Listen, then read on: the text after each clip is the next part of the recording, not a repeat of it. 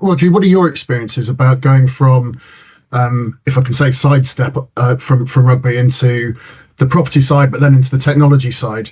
How have you found that experience of getting people to really engage with it when I think that a lot of people think they need to, but aren't quite sure how about going about it?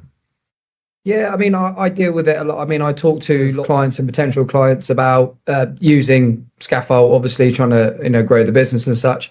And a lot of the barriers aren't necessarily the clear time saving and efficiency and compliance benefits, but it's that kind of being wary of the technological side of things.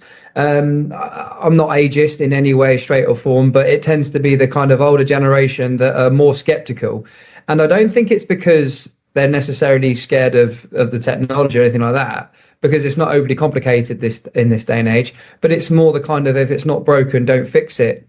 If someone's been doing something for such a prolonged period of time, you have 25, 30-year seasoned surveyors that have been doing their job absolutely fine for the past 30 years. Why change something that's provided them with a substantial career?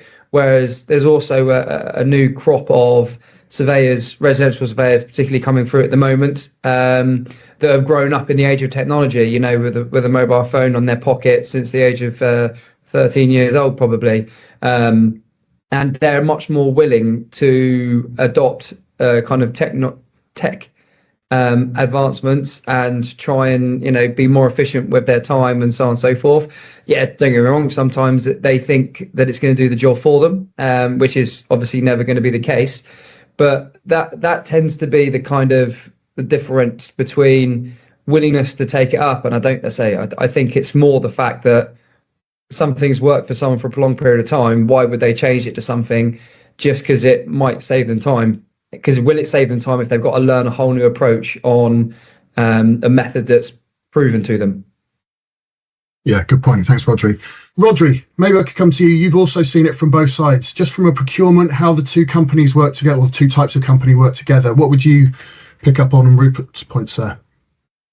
I think I like the challenge when someone says, what about this? What about that? I've never really seen it from the point of view with regards to, the time spent doing demos. And I agree on that point of view. I mean, the amount of times I've given someone a trial. I also hate sales, by the way, Rupert. I'm not particularly good at it either. But you give someone a trial, but the problem being, to adapt this on the software we use, for example, you probably need about 3 or 4 surveys to really get your head around it. But once you understand the functionality and how to navigate that technology, it will half the amount of time as opposed to other kind of methods. But it's no different. I try and explain, like, if you were to have never used Facebook in your life and someone said, here's some logins, jump on Facebook, it'd blow you away. Like, you look at all these groups and stuff that I don't even know how to use Facebook now, and I've been on it for about 20 years.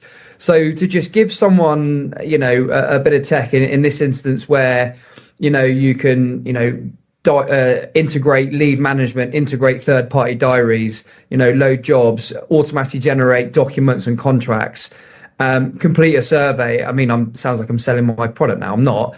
But then also have online data storage and stuff. To give someone that and say, oh yeah, have a play around with that for an hour, see what you think. They're not even going to scratch the surface.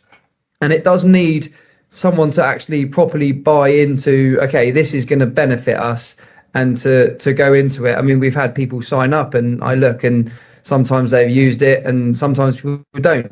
And we do get people that fully endorse it and like, right, we're committed to this product, and they reap the benefits. And then you get people that kind of dip their toe in the water, and they kind of do and they kind of don't. And then you look at what they're using on our software, and it's like, well, they're not utilizing its main functionality. So yeah, I think, but I like the why as well, because barriers, we talk about barriers of adoption of technology. I think another barrier that is often overlooked is being entrenched in old tech. Obviously, technology is ever evolving and stuff like that. And the way a lot of technology is built is sometimes it can be inflexible in certain ways, because you have a certain foundation and a model in which you built that technology from. And if something changes, you can't always change with it. But companies have been using certain things for so long, they're entrenched in that technology. They can't necessarily. It's very scary taking. Take residential surveying. We've got companies that have done 70,000 surveys on our tech. If they wanted to move that to somewhere else, all of a sudden, that's a lot of data, a lot of archiving, a lot of processes they have to change just to go across to something different. So people become entrenched in their previous models of work, and it's not an easy way to just adopt something new, just like that. Rhodri, what's your view? So we've spoken about the companies, the individuals and the business cases, but what about a sector level thing? So what legislation standards, what do you think needs to happen there? Yeah, I mean, RICS have got the RICS tech. I think that can be developed further into something that, helps. We talk about championing and so on and so forth, but I think there needs to be more guidance towards the adoption of technology. I don't think there should be a restriction on it or anything like that. And I know there's a home survey standards review going on at the moment. I've briefly spoken to a couple of people who are on that board.